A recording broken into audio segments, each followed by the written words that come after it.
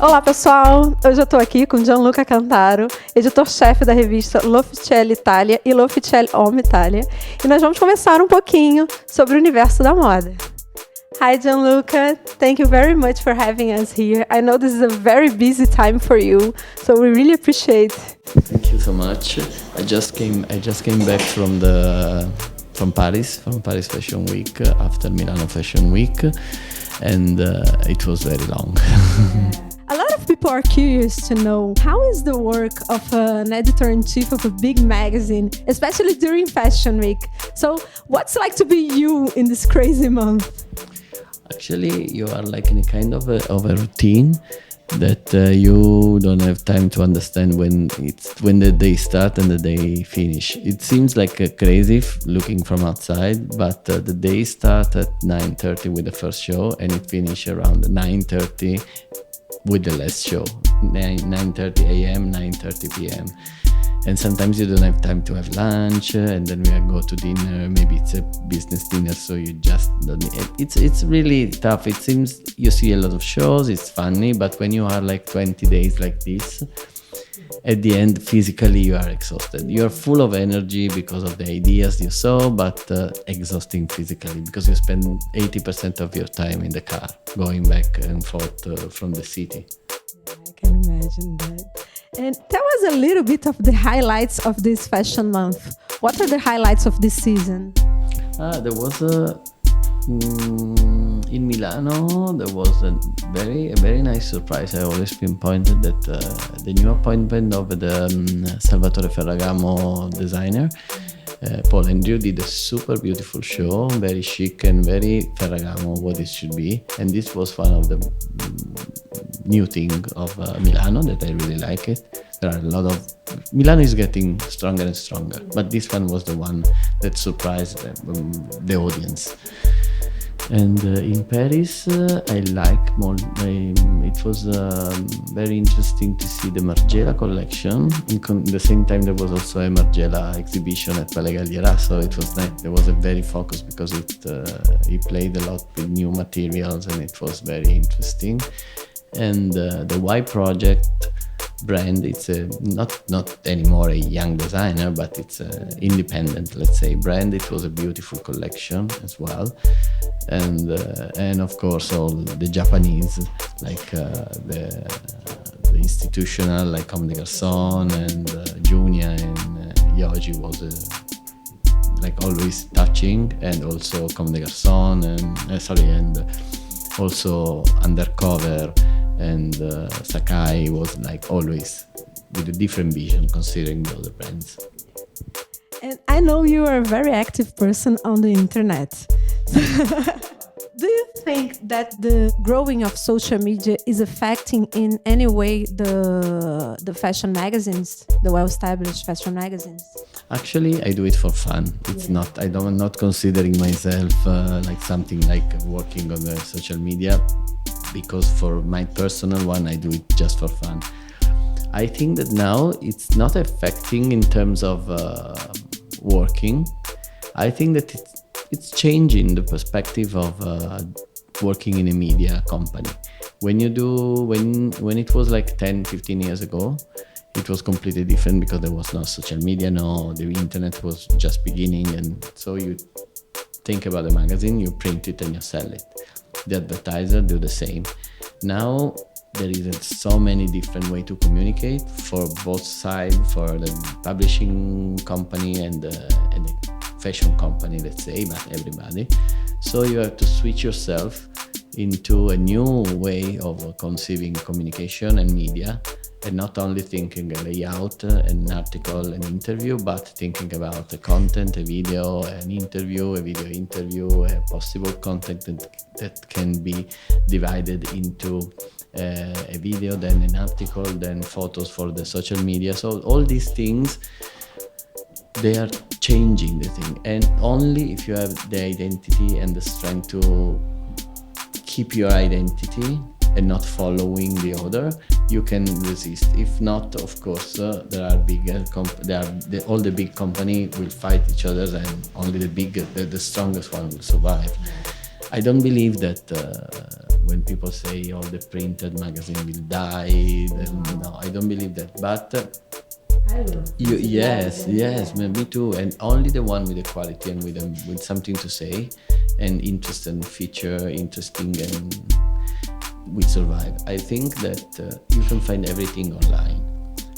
What a magazine now should do is to give a point of view of the people that are doing it and make people and surprise people with the contents, because it's the point of view. It's not like following which are the trend of the online and put it on the magazine, because if not, you don't need it because they are already online. So you have to do a research, high level, like what I say, established people, young talents, but surprise. This is the concept.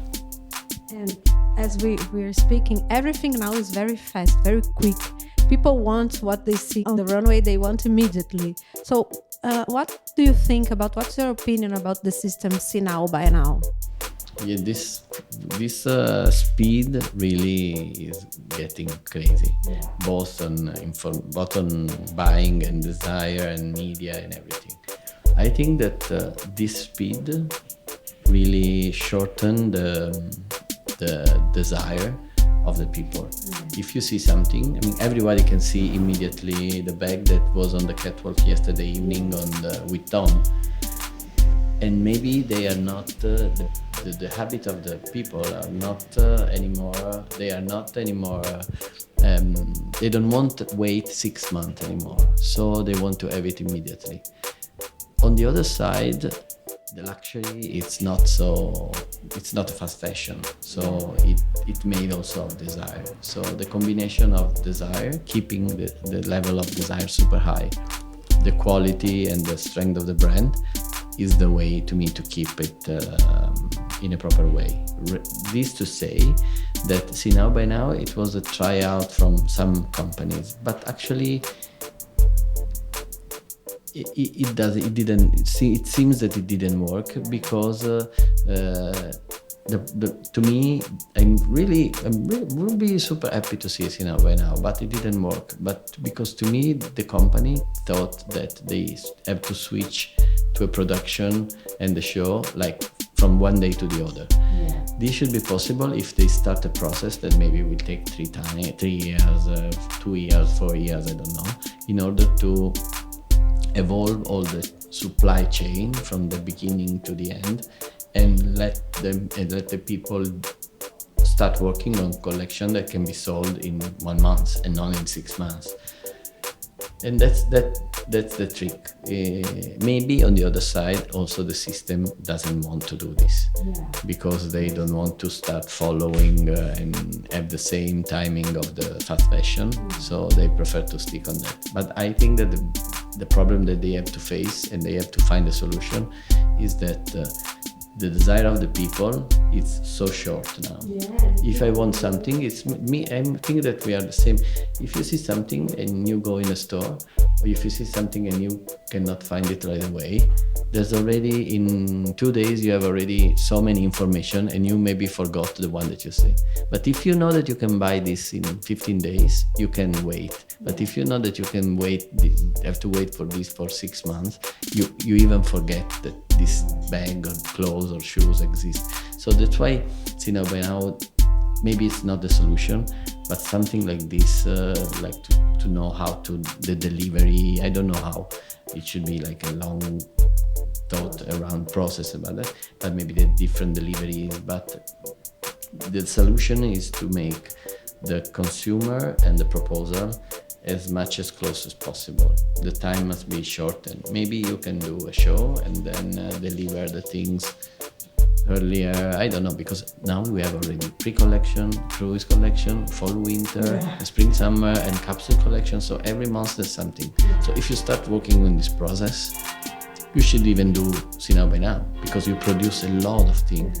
And in that way, you should also produce less things and sell more, because as soon as you show something, if people like it, they buy it, and then you go on with another thing. In this way, you produce a lot in order to try to get all the wish of everybody, but maybe you don't get it because there are so many things. It's complicated. Yeah. But see, now by now, I think that it would be a solution.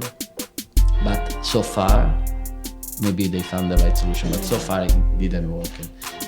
We know that the big fashion capitals, they set the trend. But I'd like to know, what do you think about fashion outside this circle, like in Brazil, for example? Well, actually, yes, the big fashion capitals has the big brands, so they set the fashion. Of course, the smaller are like more, it's more difficult for them to set the trend.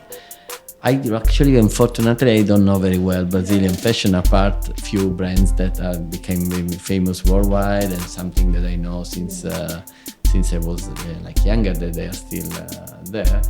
But what I think is that they should keep the identity on one side of the country where they are from, but not stick too much on the tradition and the culture thing in an aesthetic way.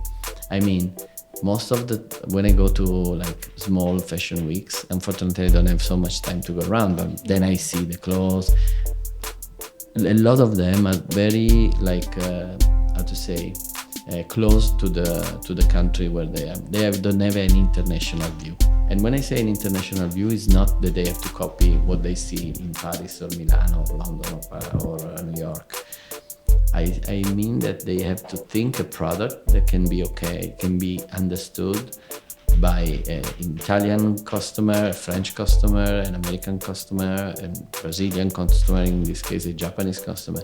And this is important because in this way you are international.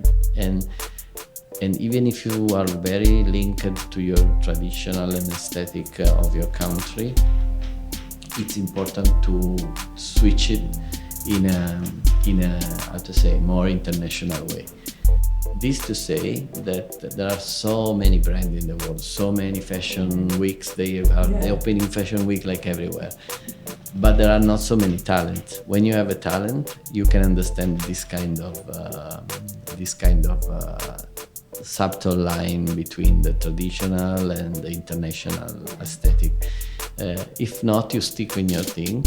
Maybe you become famous in Brazil, but nobody knows you outside. But fashion must be worldwide, so that's important. This is what I think about the small capital. They are super interesting because they are like a fuel of creativity and vision. But the mistake that people you always do think is that it's not everything is valuable, that should be international. So it's interesting to go and see what is the best there. Thank you very much, Gianluca. It was amazing, and I hope to see you soon in Brazil. I hope to come. Então é isso, pessoal. Esse foi o nosso Minuto Fashion de hoje. Espero que vocês tenham gostado. Um beijo e até a próxima.